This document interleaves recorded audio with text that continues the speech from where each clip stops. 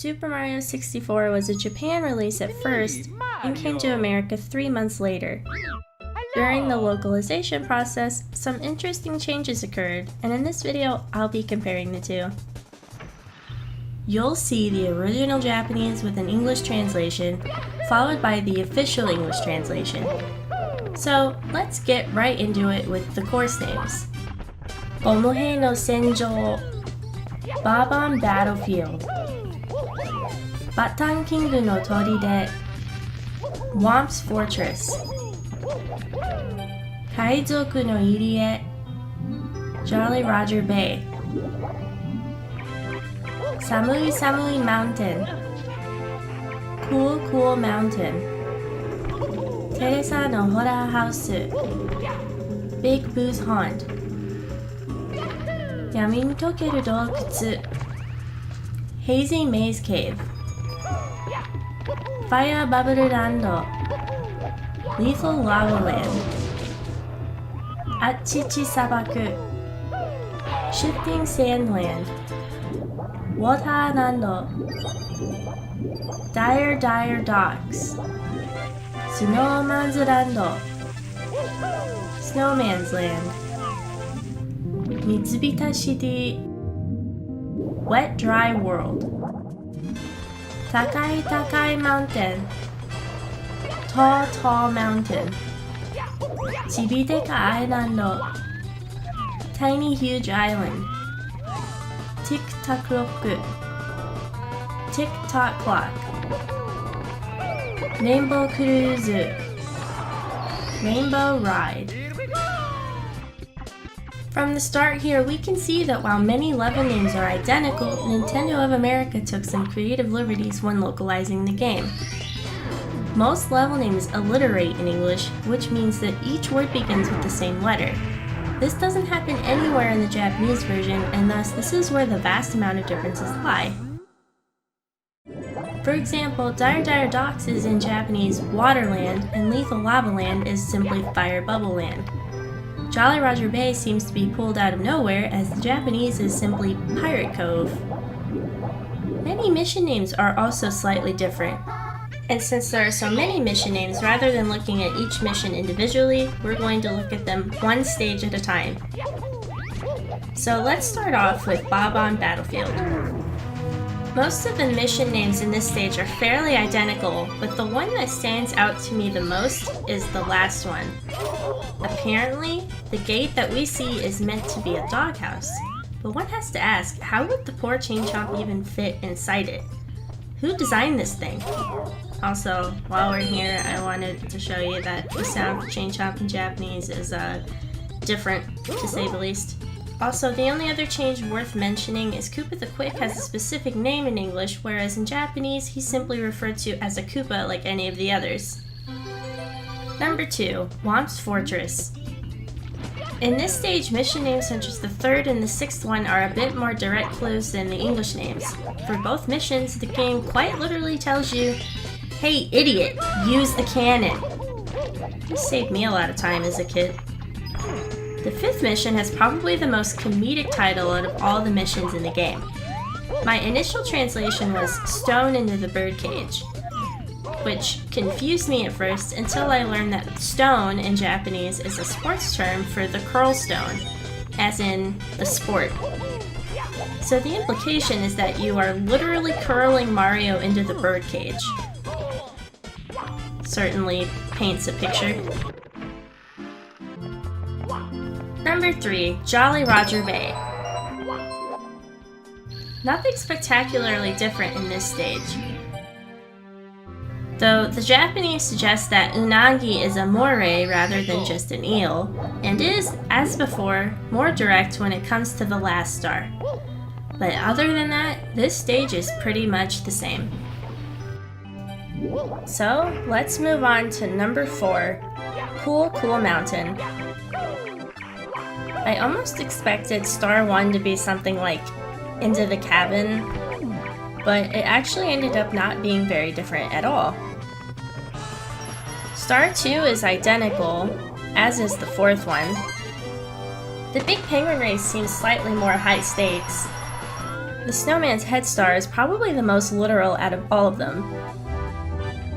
And, again, the Japanese version gives a much better hint on how to find the last star. I mean, seriously, what kind of hint is wall kicks will work?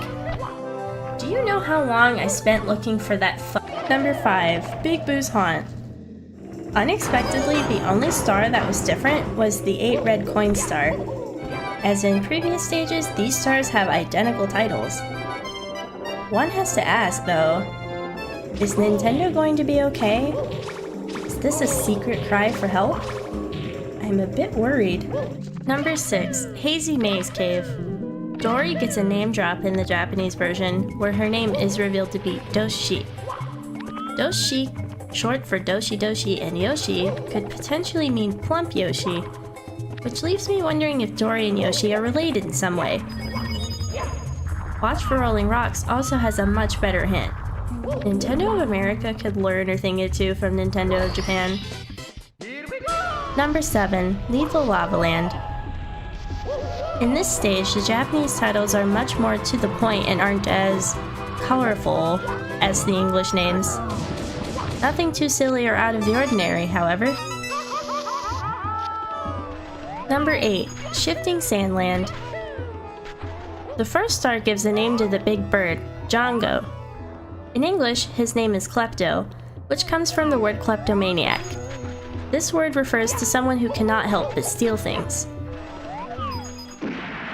Django may be a reference to the 1966 movie Django, where the eponymous character steals a large quantity of gold from a Mexican army fort, or don't want to tell me. Just as the big bird can steal your hat.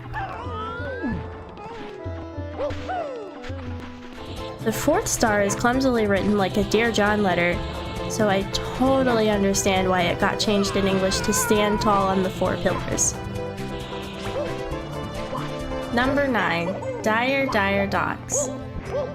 We already know that clearing the first star gives you access to Bowser in the Fire Sea. But, apparently, the implication is that Bowser flees away from Fire Sea once you defeat him, as the Japanese title for the third star is 8 Coins of the Bowser Who Fled.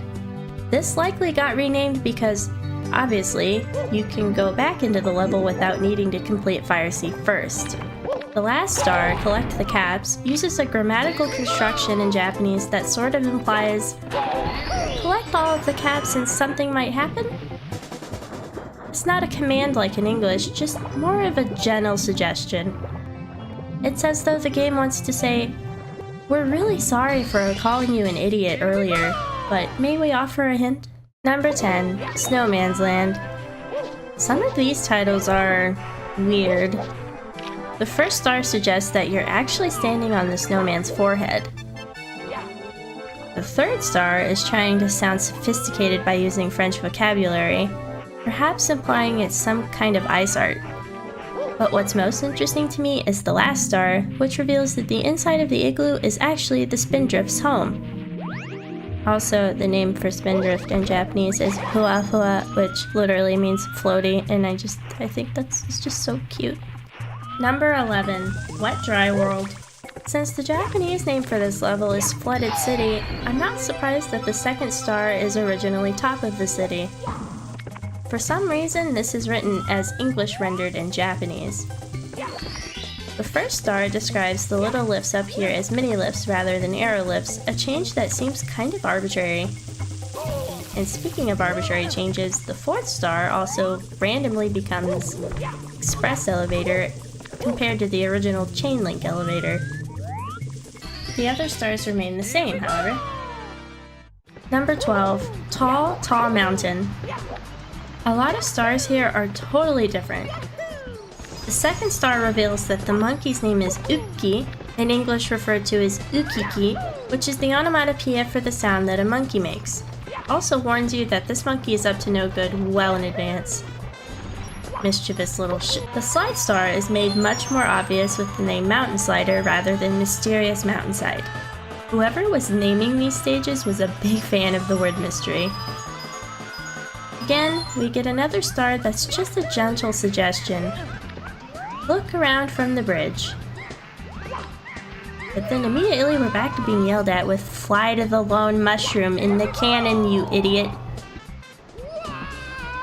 Number 13. Tiny Huge Island. The first star is much easier to understand since if the piranha plants are giant, that means you need to go to the giant island.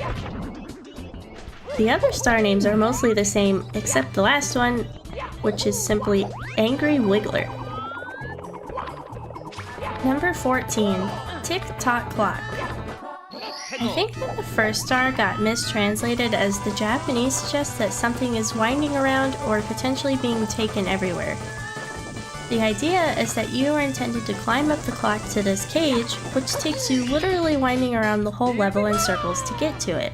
The next star also has a more literal name, Pendulum Room. The fourth star rhymes in Japanese just like it does in English. Ehen teppen dossen versus Stomp on the Thwomp. I think this is a great detail that successfully translated over. The last star at least would have told you how to stop time. I didn't know that the clock needed to be at 00 or right on the hour for the platforms to stop moving. Pretty unfair if you ask me. Now for the last stage, Rainbow Ride. The first two stars are the same, but the third, fourth, and last stars both have much better hints. The reverse is true for the fifth star, which vaguely refers to it as athletics in the blue sky. I think Tricky Triangles is much better. Now on to the secret stars. I'll do these one at a time. Kichi no Kakure Slider. The Princess's Secret Slide. Osakana to Issho. The Secret Aquarium. Yami no Sekai no Koopa. Bowser in the Dark World. Habatake, Ane Suichi e. Tower of the Wingcap. Metaru Suichi no Taki. Behind the Waterfall. Ohori no Toumei Suichi. The Secret Under the Moat. Hono no Umi no Koopa. Bowser in the Fire Sea. Ichikakeru Hane Mario. Wing Mario over the Rainbow. Tenku no Tatakai. Bowser in the Sky. Lastly, I want to go over some of the characters' dialogues and miscellaneous other changes. To start with, hello, okie dokie, let's-a go, so longy Bowser, and so on are all missing from the Japanese version. Peach does not narrate her dialogue in the Japanese version either, and the giant pink text at the bottom was also added. She also doesn't have any voice for the end of the game. Lakitu, in English, was given this weird reporter persona which, I guess, fits the character. Mips, referred to as Mippu or Usangi in Japanese, has a reference to Alice in Wonderland in English that is not in the Japanese version at all. Finally, Bowser remains basically unchanged in character. As mentioned before with the Chain Chomp, some other noises are slightly different too. Goombas, 8 red coins, and other miscellaneous sound effects are all weirdly different. The 8 red coins don't even increase in pitch. That wraps up this video. I spent several days researching this topic and hope I was able to present it in a way that's easy to understand. If you thought this video was informative or at least interesting, be sure to leave a like and a comment. If you want to see more content like this, in addition to the occasional shitposts and other things, hit the subscribe button.